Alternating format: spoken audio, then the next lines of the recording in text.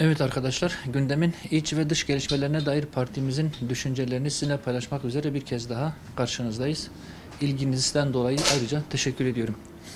Bu hafta yine ekonomiye dair konular gündemdeydi. Emeklilerin maaşları ve emeklilikte yaşa takılanların mağduriyetleri bu haftada konuşuldu. Asgari ücretli memur ve muhtar maaşlarına yapılan zamlardan sonra emekli maaşlarında da ciddi bir iyileşme bekleniyordu. Ancak en düşük emekli maaşının 2500 TL olarak belirlenmesi beklentileri boşa çıkardı. Yıllarca devlete sosyal güvenlik primini ödemiş olan SSK ve Bağkur emeklileri için belirlenen ücret günde 3 öğün simit ve çay ile açlığını bastırmak isteyecek bir ailenin bir aylık harcamasını karşılayamayacak kadar düşük bir hayatın gerçeklerinden uzak bir tutardır. Çalışma yaşını geçmiş insanlardan açlık sınırının altında bir gelirle bütün ihtiyaçlarını karşılamasının beklenmesi sosyal devlet ilkesine ve insani yaklaşıma aykırıdır. Yıllarca devlete prim ödedikten sonra fiziksel ve ruhsal yönden çalışamayacak duruma gelerek emekli olmuş vatandaşlarımızın asgari ihtiyaçlarının temini devletin boynunda borçtur. Asgari ihtiyaçlar gıdadan ibaret değildir. İnsan haysiyetine yaraşır bir hayat için gıdayla beraber barınma, giyim, ulaşım, sağlık gibi farklı ihtiyaçlar da mevcuttur. Bunların asgari düzeyde karşılanabilmesi için belirlenen asgari ücret tarifesi emekliler için de uygulanmalıdır. Asgari ücret hayatın idame ettirilebilmesi için gerekli olan en düşük tutardır. Emekli veya çalışana göre bu standart değişmez. Bu nedenle belirlenen oran gözden geçirilmeli ve emekliler açlığa mahkum edilmemelidir. Diğer taraftan prim gün sayısı dolduğu halde emeklilikte yaşa takılan vatandaşlara yönelik yürütülen çalışma hala bitirilemedi. Bu konunun bir takım siyasi hesaplara alet edilerek suistimal edilmesi önlenmeli, 1 milyondan fazla vatandaşın yaşadığı bu mağduriyet ivedilikle giderilmelidir. Bu haftada enerji fiyatlarındaki artışlar konuşuldu.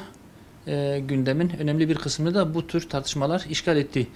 Enerji fiyatlarının dünya genelinde hızla yükselmesi ve ayrıca döviz kurlarındaki anormal artış enerji maliyetlerini zirveye çıkarmıştır. Türkiye'de ise doğal gaza ve pompa fiyatlarına yansıtılan akaryakıt fiyat artışları enerji fiyatları ile döviz artışlarının da çok üzerindedir. Bu durum üretimi tehdit edecek boyuta ulaşmıştır. Yeni ekonomi modelinin üretim, yatırım, ihracat ve istihdam hedeflerini ciddi bir şekilde engelleyen enerji maliyetlerine bir çözüm bulunmazsa uzun dönemde ekonomik altyapı ciddi zarar görebilir.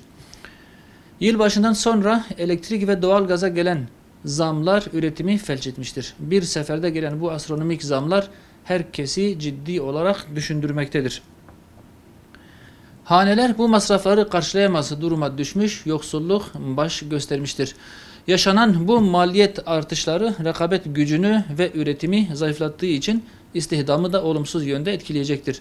İşsizliği artırıcı bir işlev de gören bu fiyat artışları yoksulluk, işsizlik ve huzursuzluk olarak dönecek, en çok da dar gelirli geniş halk kitleleri etkilenecektir.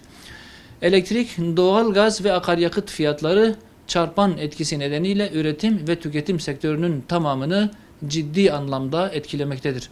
Bu nedenle halkın gelir ve hayat şartları dikkate alınarak otomatiğe bağlanan zamlar gözden geçirilmeli, daha düşük fiyat oluşturma yolları bulunmalıdır. Değerli arkadaşlar, hem Türkiye'de hem dünyada çok büyük bir gelir adaletsizliği gelişiyor.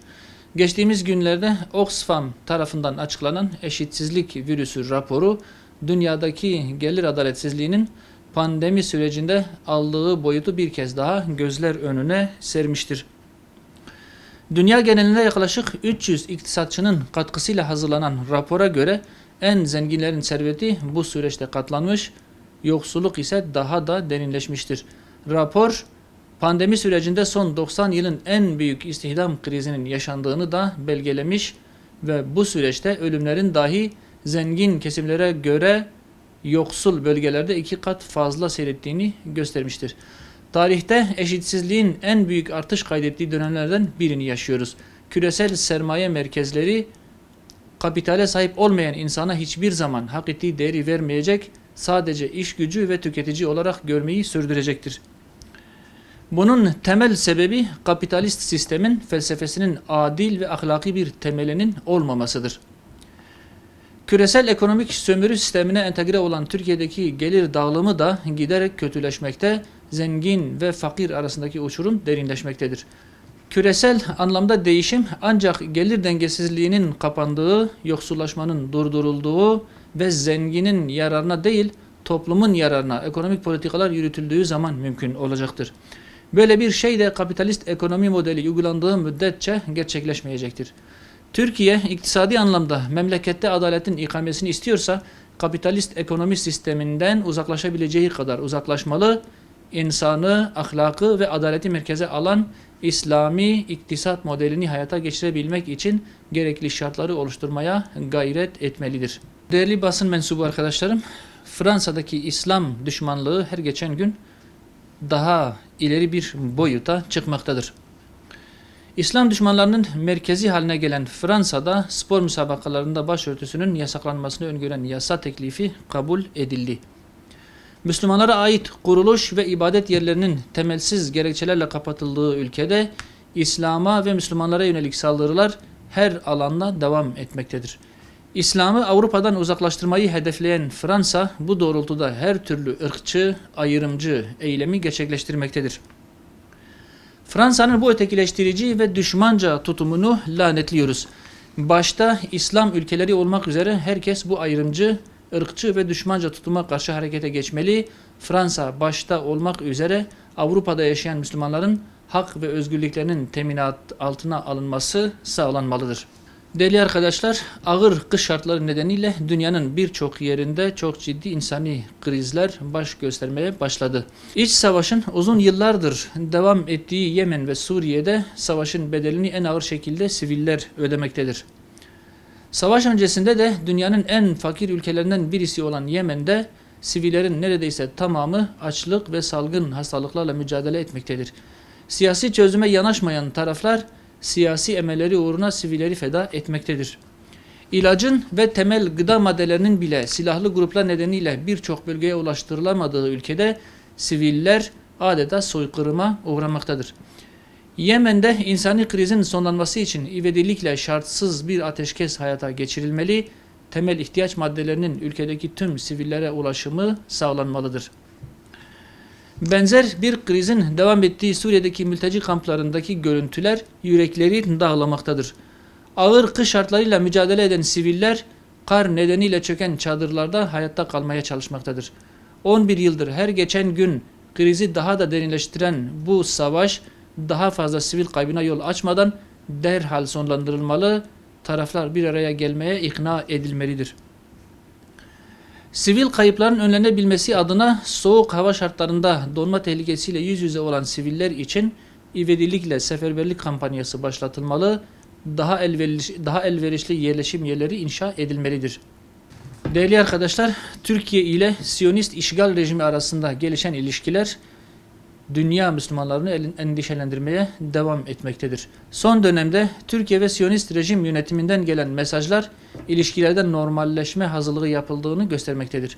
Sadece geçtiğimiz 2021 yılında 319 Filistinliyi katleden, Gazze'ye yönelik saldırılardan masum çocukları hedef alan ve işgalin boyutunu her geçen gün artıran işgalci rejim ile Filistin halkı ve Kudüs davası aleyhine işleyecek bir normalleşme kabul edilemez. İşgal rejiminin ihlallerinin boyutunu artırmasına neden olacak her türlü meşrulaştırma adımından uzak durulmalıdır.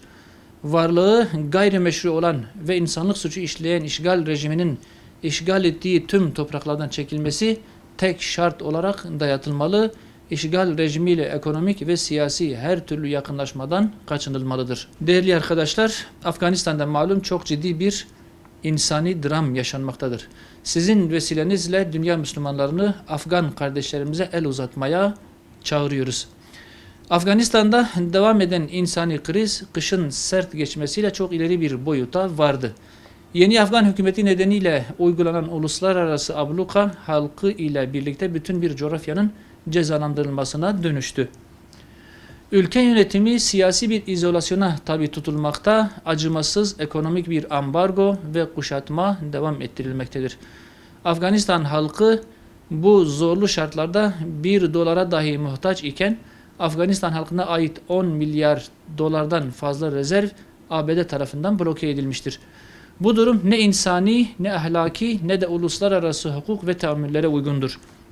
Yeni yönetimin devam etmesi ya da çekilmesi Afganistan halkının vereceği bir karardır.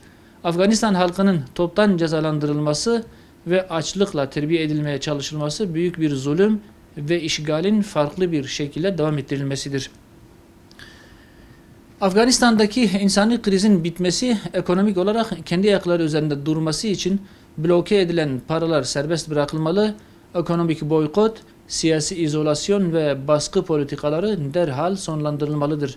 Birleşmiş Milletler ve İslam ülkeleri bu tecrit ve boykotun kalkması için üzerine düşen sorumluluğu ivedilikle yerine getirmelidir. Türkiye'deki Müslüman halk ile birlikte bütün dünya Müslümanlarını Afgan halkı ile dayanışmaya ve başlatılan yardım kampanyalarına destek vermeye çağırıyoruz.